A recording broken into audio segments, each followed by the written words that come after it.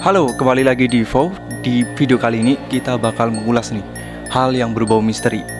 Tapi ini berdasarkan fakta sob. Jadi peristiwa ini tuh terjadi di Purwokerto, di mana satu keluarga menjagal satu orang.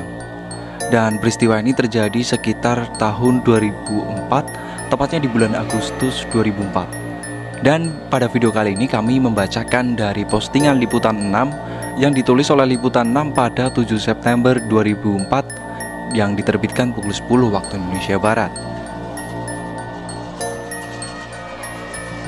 Oke, kita langsung bahas saja. Jadi waktu itu ada kasus nih sob. Kasus itu pembunuhan mutilasi.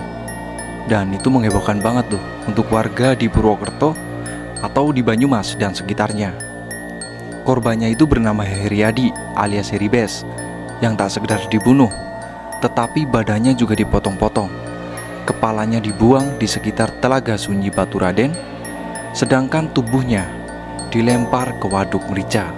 Sebagian badan, tangan, kaki, dan alat kelamin lelaki tersebut terpotong-potong dan hangus. Kejadian itu sontak membuat geger warga Purwokerto. Belakangan diketahui pemilik tubuh tak berkepala adalah Heri, orang kepercayaan mantan ketua DPRD Banyumas Triwaluyo Basuki. Jadi si Heri ini juga terkenal bahwa dia ini punya ilmu gaib seperti rawa rontek.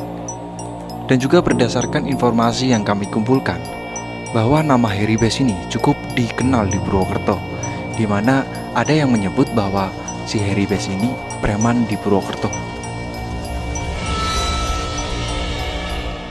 Sementara itu, kerabat dekat dari Heri tidak percaya korban mudah dilumpuhkan. Sebab selain mempunyai ilmu silat yang cukup tinggi, ia juga pendiri perguruan bela diri Sakatul Tiger Best yang dikenal sebagai Heribes.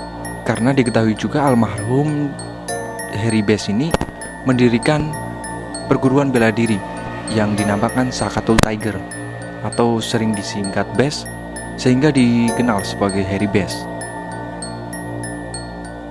Sebelumnya si almarhum Heribes ini terkenal karena juga dia sebagai tenaga keamanan di Terminal Purwokerto. Namun sebelum dia sebagai tenaga keamanan, ia juga berprofesi sebagai guru. Semula polisi menemui jalan buntu saat memburu pembunuh Heri. Titik terang baru terkuak setelah Acun, bos PO salah satu bus swasta di Indonesia, didatangi Agus yang membawa sebuah kardus bau anyir.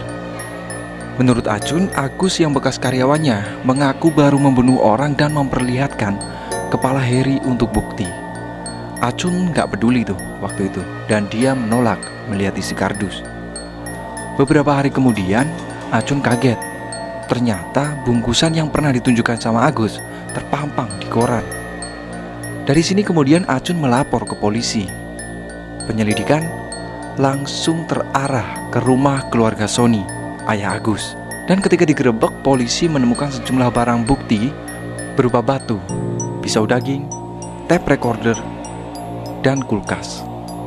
Di sana, Sony dan ketiga anaknya, Agus, Abdul Ghani, dan Bowo, diciduk. Sementara Sutira, istri Sony, juga digiring ke kantor polisi. Ketika ditemui di markas Polresta Banyumas, keempat pelaku tampak biasa-biasa saja. Wajah mereka tanpa ekspresi menyesal atau takut. Sony mengungkapkan, pembunuhan terhadap Heri dilakukan oleh ketiga anaknya karena korban sering memalak. Lelaki renta ini mengaku hanya membantu membuang kepala Heri untuk menutupi perbuatan anaknya. Karena sudah terjadi pembantaian itu, jadi saya inisiatif ingin membuang kepala korban, ungkap Sony.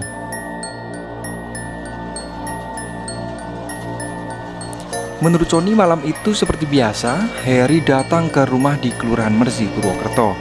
Agus kemudian mengajak korban mengobrol di kamar. Sebelumnya, almarhum Heri bermaksud meminjam uang 100.000 untuk membeli pulsa telepon genggam kepada Agus. Tapi tersangka mengaku tidak punya duit. Entah kenapa almarhum Heri malah emosi dan menyikut dagu Agus sampai pingsan. Saya sudah gak punya uang, terus dia sikat saya, kata Agus.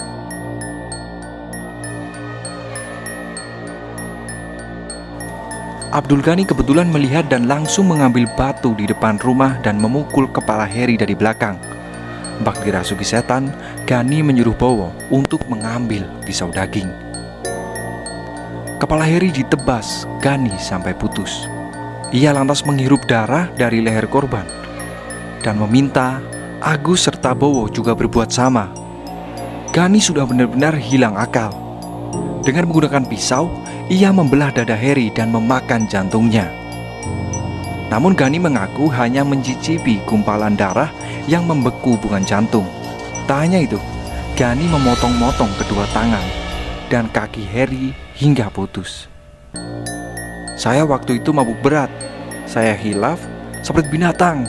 Gak ingat itu manusia, kata Ghani. Potongan tubuh Heri dimasukkan ke dalam kantong plastik dan disimpan di gudang, sedangkan kepalanya ditaruh di kulkas.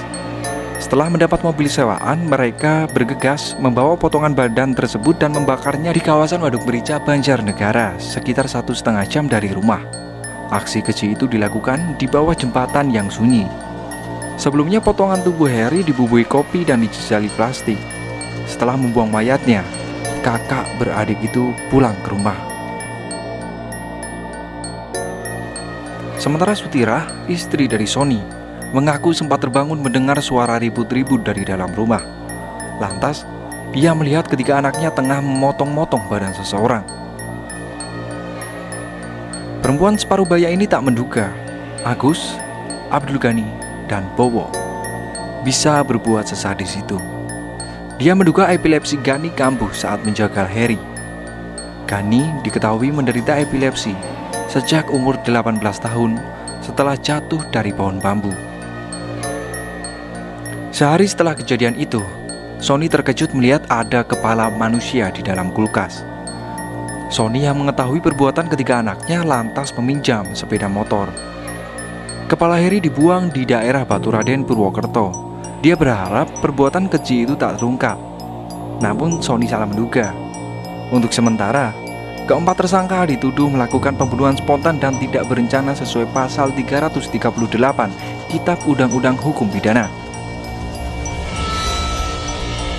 Namun Kepala Polres Banyumas saat itu, Ajun Komisaris Polisi Erwin Triwanto, mengatakan para tersangka bisa terancam pidana pembunuhan berencana jika bukti-bukti menunjang.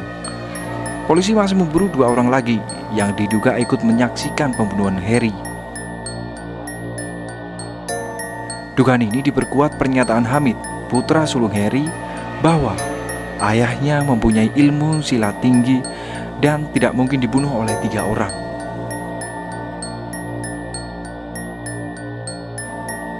Jadi kejadian itu berlangsung pada tahun 2004. Singkatnya, dulu ada seorang bernama Heri Bes yang kini sudah meninggal. Dia adalah orang yang memiliki ilmu bela diri yang tinggi. Namanya cukup disegani di Kabupaten Banyumas, khususnya di Purwokerto. Hingga saat ini, tinggalan dari almarhum Heri Bes kita kenal sebagai perguruan bela diri yang dinamakan Sakatul Tiger.